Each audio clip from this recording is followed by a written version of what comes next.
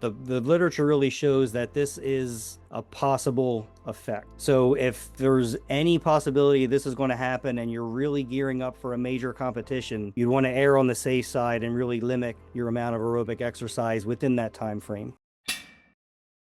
Hi, Ed. It's my pleasure to have you on the Evidence Strong show. If you could briefly introduce yourself. Sure. Thank you for asking me to come on today, Alex. Ed Pistilli. I'm a professor at West Virginia University in the Division of Exercise Physiology. All of my training, all of my background is in strength and conditioning and basic muscle physiology. For the past 10 years in my faculty position, I've been leading a research lab where I look at the effects of cancer in inducing skeletal muscle fatigue. But really going back to my master's degree, that was when I really was introduced to the sport of weightlifting and the field of sport performance research. And from that point, I've maintained this interest in competing in weightlifting and really the field of sport performance.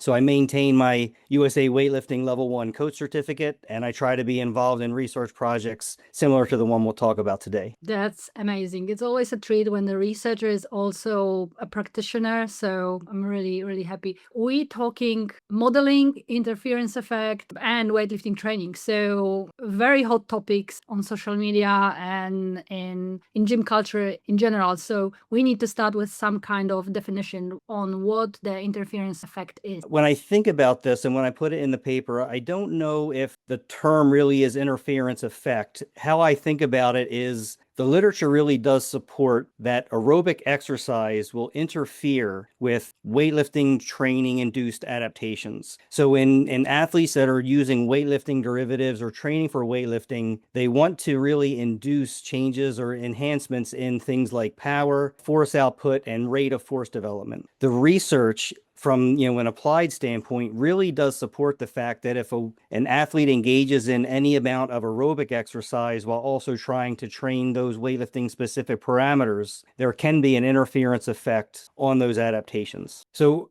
when I think about the specific parameters that aerobic exercise can interfere with, again, we're thinking about things like rate of force development and power output. And the literature suggests that some of the mechanisms that would underpin what we see in performance really has to do with effects on nervous system production in those movements. So things like doing aerobic exercise can really impair things like motor unit recruitment, motor unit activation, how quickly we can activate the muscle mass that we have, and velocity of contraction. So if you're trying to induce those adaptations to be great as a weightlifter, again, the literature suggests that aerobic exercise can impair or interfere with those specific adaptations and actually impair your performance. Okay, so if there is a discussion in scientific world and then in social media too, in general population or gym population or strength sports population, even the interference effect is discussed widely, and it's pretty confusing, and usually it is related to the nuance. So how much will interfere? Is 0 the only number?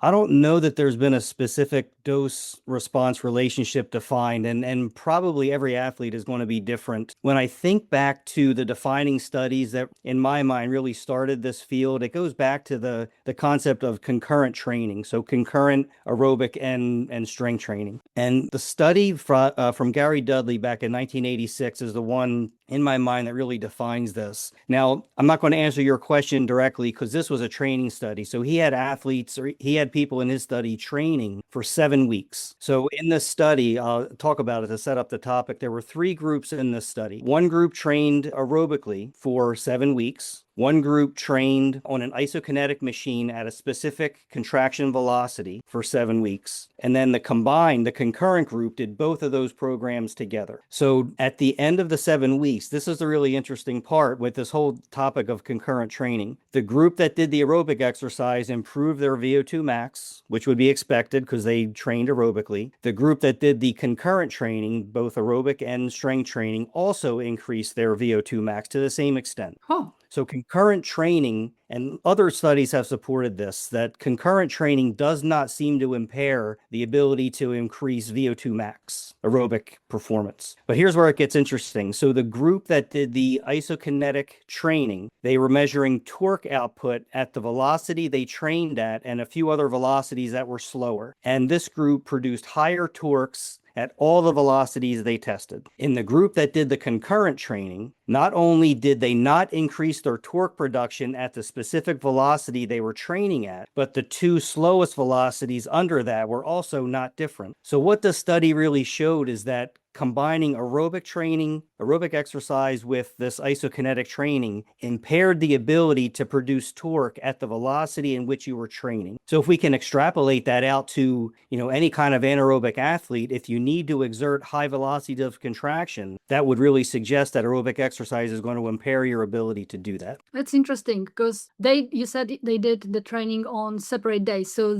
it was not session after session. It was separate days. So they had potentially time to recover, rebuild a little bit. Right. So and this was really the effect of chronic exercise over time. So you're not really thinking about it in terms of fatigue from one bout of exercise to the next. These are adaptations over a 7-week period. And that it really gets back to your question. I really don't know what the minimum dose of aerobic exercise would be to induce those maladaptations. I would just say for coaches and athletes, if we know that the potential is there for that to happen, you should probably minimize the amount of aerobic exercise that you do just in case you hit that point. Right. But there's the other side of the coin, which is for health benefits, it would be good to keep athletes reasonably fit cardiovascularly. So having zero exercise for 10 years of Olympic weightlifting career for a lifter may have some negative impact on their health. So if there is some amount of aerobic exercise they could be doing without impairing their training, that possibly would be a good thing. Right. And we really have to kind of separate out the health benefits of aerobic exercise versus,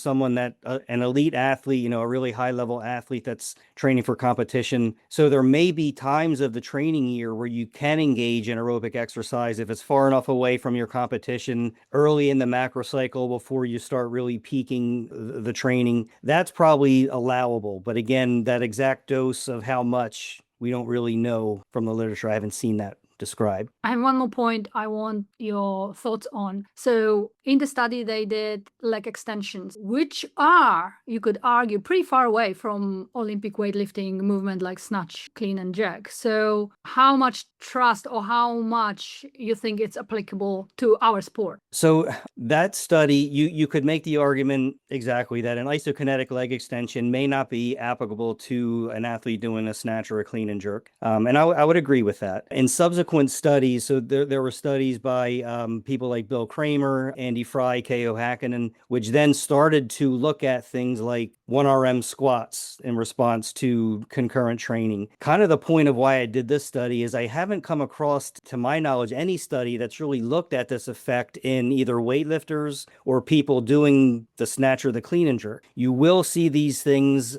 these kind of studies looking at a back squat, a squat on a force plate, maximum force production, things like that. But again, the application to the weightlifting, the sport of weightlifting and the weightlifters, it hasn't really been there, which is one of the reasons why I wanted to do this simulation study. Awesome. So from the literature, we know that there may be some issues combining aerobic training with Olympic weightlifting training on the basis of other studies. Now, to run a study with Olympic weightlifters and to put into intervention studies, so to put some kind of intervention that will possibly make them worth 4 weeks plus the recovery time, this is a very hard sell. Exactly. And I write about it in the paper that I understand there may be a hesitation by coaches to allow this. And that was why I wanted to think about this, just an alternative way to really generate some kind of model where we could look and see, what this effect might look like. So that led me to learning the coding aspect, the modeling aspect of this, and working with some of the newer programs like Python to generate these simulations and then start to build the model where I thought it would mimic, what would happen to a weightlifter if we introduced aerobic exercise into their training. So that was the whole reason for me to go through this exercise.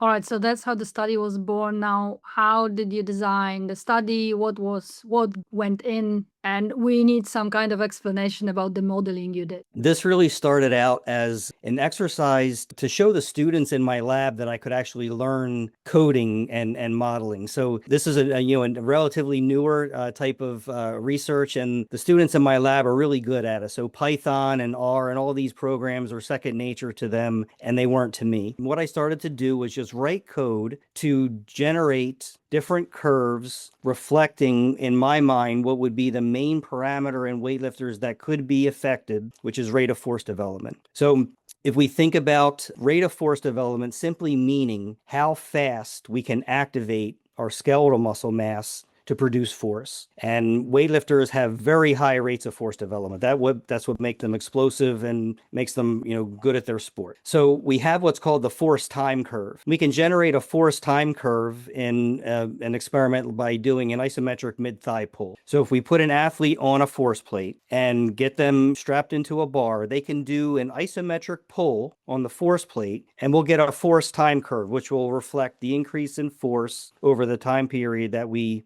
set. Athletes with a really high rate of force development will have a very sharp increase to their peak, and then they'll maintain that. And athletes that have lower rates of force development will have more of a gradual increase to their peak force. So in my mind, if aerobic exercise was going to interfere with rate of force development, we would see changes in that force time curve. So the coding really started with just writing the code to generate a force time curve, and then see if I could manipulate that curve, to show changes in rate of force development. Then I started to think about, if I'm thinking about aerobic exercise interference, do I think that relationship would be a linear relationship or maybe an exponential or curvilinear relationship? What I mean by that is, if it's a linear relationship, we would simply see a straight drop in rate of force development with increasing durations of aerobic exercise. If it's an exponential rate relationship, what we would see there would be really sharp changes in rate of force development in response to lower amounts of aerobic exercise. And then the longer aerobic exercise went out, we would see smaller loss. So the big change would happen,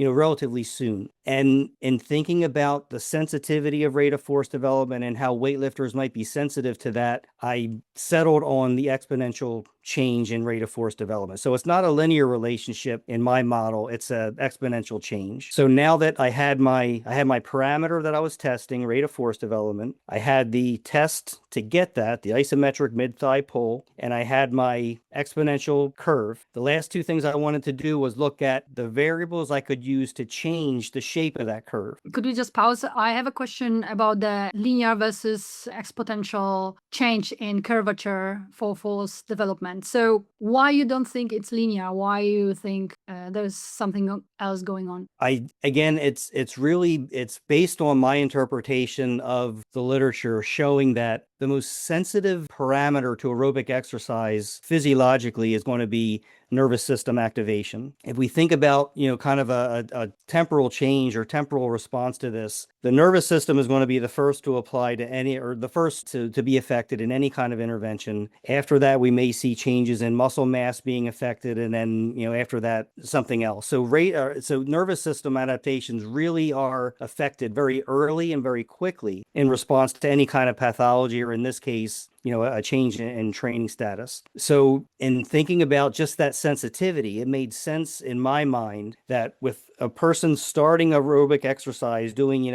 a bout of steady state exercise, we would see dramatic or bigger changes in the early duration of that aerobic exercise. So we'd see a really sharp drop with, lower duration, simply reflecting how sensitive the nervous system is to that type of training. The parameters that I selected to see, manipulate that curve, there were two of them. So the first one is called the rate of force development scaling factor. So what I had to do when I generated the model is think about what would be the theoretical maximal loss of rate of force development I think would happen, right? It's very likely, it's not possible for somebody to lose 100% of the rate of force development after doing, an hour of aerobic exercise. So what do I think the ceiling would be? So in my model, the default value is 80%. So if someone would do, a weightlifter would do aerobic exercise for 60 minutes, theoretically, or based on my model, they could lose up to 80% of their peak rate of force development after doing that aerobic exercise. So built into the model, that scaling factor can be adjusted based on the specific athlete a coach is working with. If they think the ceiling is higher or lower, they can manipulate that, and that'll change the shape of the curve. The other variable that I looked at is called the rate of decay, and that reflects, like we were just talking about, the sensitivity of the nervous system to this kind of exercise. So I could change the shape of the curve to where we see a sharp decrease in rate of force development with aerobic exercise, or more of a muted, slower change.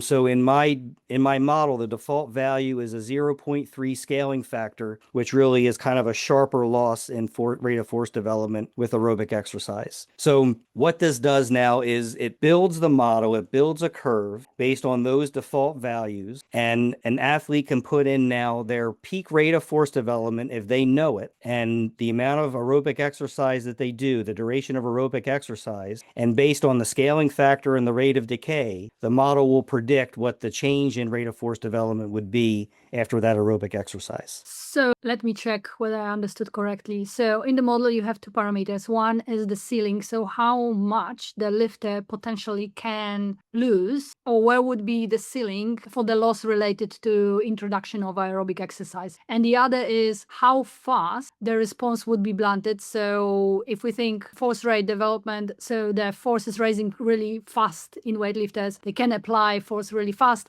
Because they are concurrently training with aerobic training, this response would be blunted, and you use a 0.3 as your factor. The decay factor, yeah, the rate of decay. Yep, exactly right. But again, this is the model that I built, and the model is able to be, those two variables can be changed in the model to reflect whatever situation a coach may think is right for their athlete. Because again, this is all conceptual and theoretical at this point. We haven't tested it empirically. Yeah, but this is interesting because if anyone who is working with weightlifters and CrossFitters also, and you can see the moment CrossFitters stop CrossFitting and move into weightlifting, their improvement is pretty rapid. They have some kind of capacity that is released when they stop or reduce significantly the aerobic component of training. So I think the literature really supports that would be the case. Yeah, I would agree with that. Awesome. And now you wanted to do some manipulations. So how did you go about that? So now that the model was written, what I started to do was I looked in the literature for studies in which weightlifters had gone through different test batteries and studies that had isometric mid-thigh pulls contained in them. So now I could have actual values of rate of force development from a mid-thigh pull in competitive weightlifters. So with those values, I would plug those into the model, and those would represent the peak rate of force development. And then what I would do is plug in different durations of aerobic exercise and see how the rate of force development would change. Now, the way that I built the model, coming back to the scaling factor, if you look at the model in the paper and the picture in the published paper, the key time there seems to be in my model 10 minutes. So with 10 minutes of steady state aerobic exercise, the model suggests that the weightlifter would lose up to about 70% of their rate of force development capacity. Anything from 10 minutes out to 60 minutes, it gets closer and closer to that ceiling we define, which is 80% loss of their rate of force development. So, in paper, I give a theoretical example or a theoretical peak of 15,000 newtons per second as my rate of force development. If we plug that into the model and we look at 10 minutes of aerobic exercise, the subsequent rate of force development change would go down to just over 4,000 newtons per second, or about 70% loss of their peak. And so we can plug in any numbers, and that's really what the key to the model is that an athlete can put their peak in there, figure out if they need to do aerobic exercise, and then model how much that would theoretically change their rate of force development. Okay, I have one more question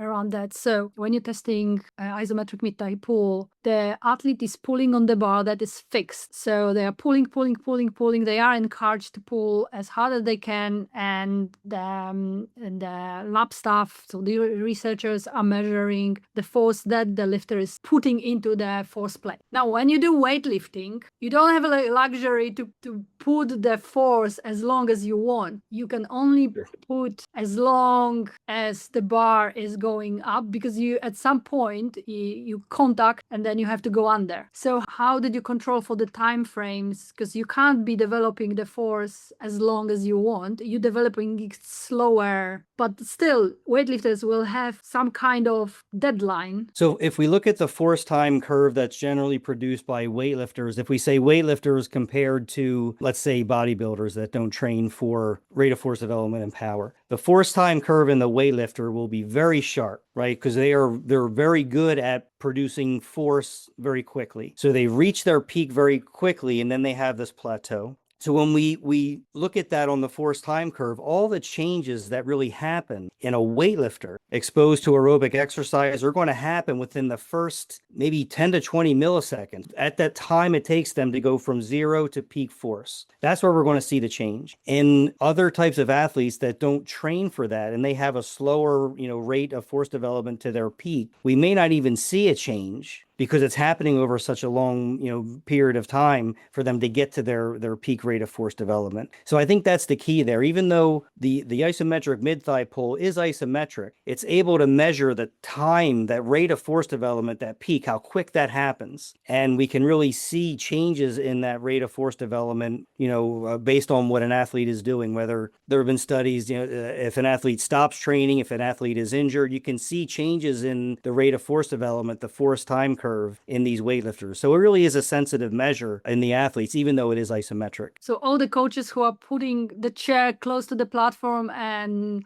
asking the lifters to sit down and rest knew it all along. They may not have understood why, but I think they were right when they thought about that. So get off your feet and rest, and then get ready for your next lift. So the parameters you used and the thinking in this model was that the aerobic exercise is introduced as a long-term stimuli concurrent to weightlifting training. Yeah, well, and I do want to be careful when we talk about this. So the model is set up to really look at the effects of an acute bout of aerobic exercise. So what I mean by that is, and I talk about it in the paper, the model is set up that if you have your athlete, their peak rate of force development from their mid-thigh pull. Now we're going to introduce the aerobic session. They're going to do whatever duration of aerobic exercise they're going to do. When we retest rate of force development using the mid-thigh pull, that's going to happen within 1 to 2 hours after that aerobic exercise. That's what the model was really built on. I didn't generate a model, and I didn't really think through how to model the effect of chronic exercise over time. But if we can think about if we are changing this, acutely, one bout of aerobic exercise is changing rate of force development. If we continue to do that over time, that's where the literature comes in to show that we do see this chronic effect in these mechanisms of nervous system activation and the way we can activate muscle. I think if you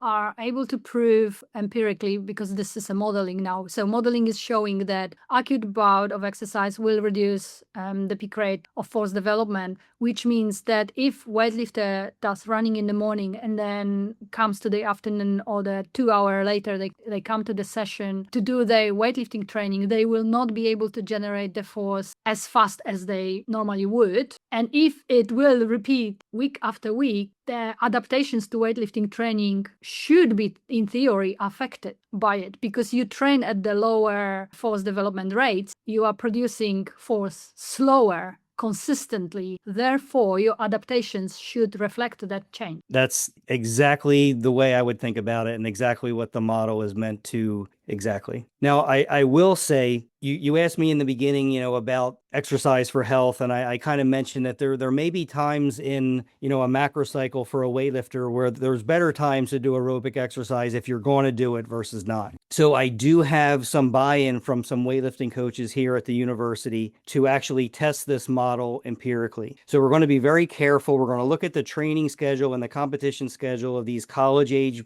weightlifters and pick a time where we're far enough away, and we're only going to do an acute, exposure here. So I'm not going to do a training effect, one session, but we are going to actually put them on a treadmill. We're going to give them an aerobic bout of exercise, and we're going to look at not only isometric rate of force development, but dynamic rate of force development, vertical jumps on a force plate. And we will start to see at least in this population, how close my model came to showing what really happens. So that'll be the proof is in the pudding, right? So I'll find out how close the model is. What you're flagging is if you are working or you are serious or competitive Olympic weightlifter, you have to be very careful what you add to your program for health, for fun, for, high rocks is on the rise now. CrossFit is still very popular. Athletes like to do different things. If someone likes competing in Olympic weightlifting, they may like to compete in some other sports too because they are already strong.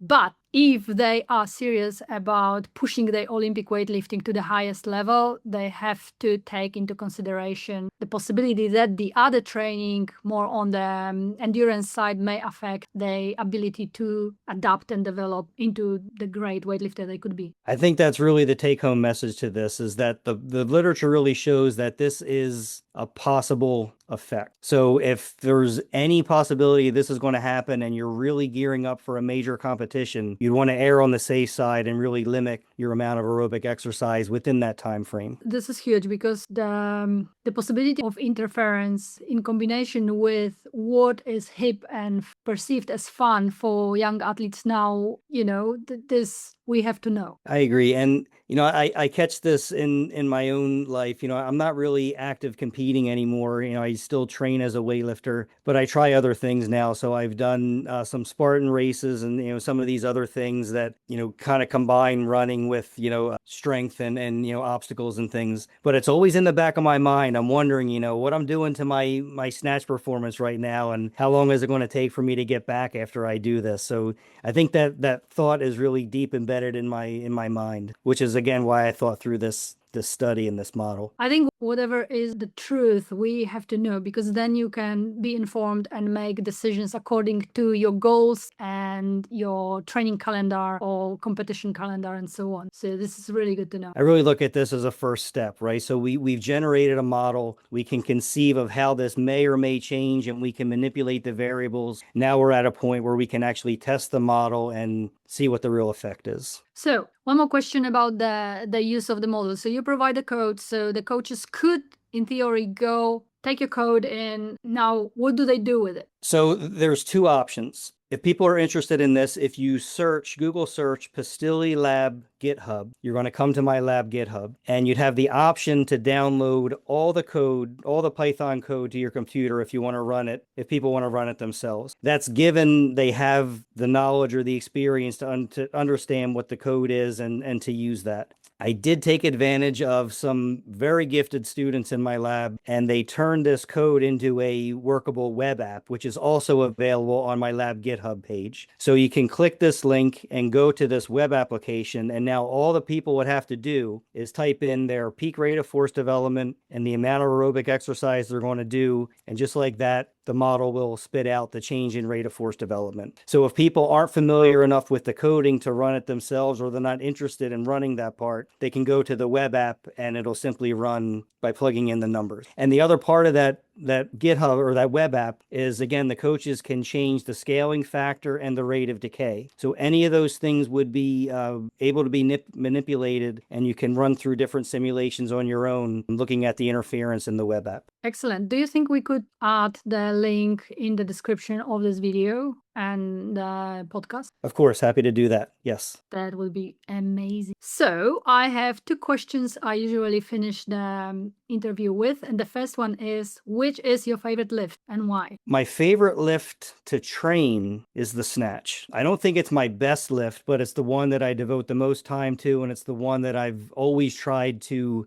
become better at and devote the most time to it. So I guess I'd have to say the snatch. All right. And the last question is where people can find you if they want to follow your research, see the developments you are doing faster than I can deliver interview form. Where should they go?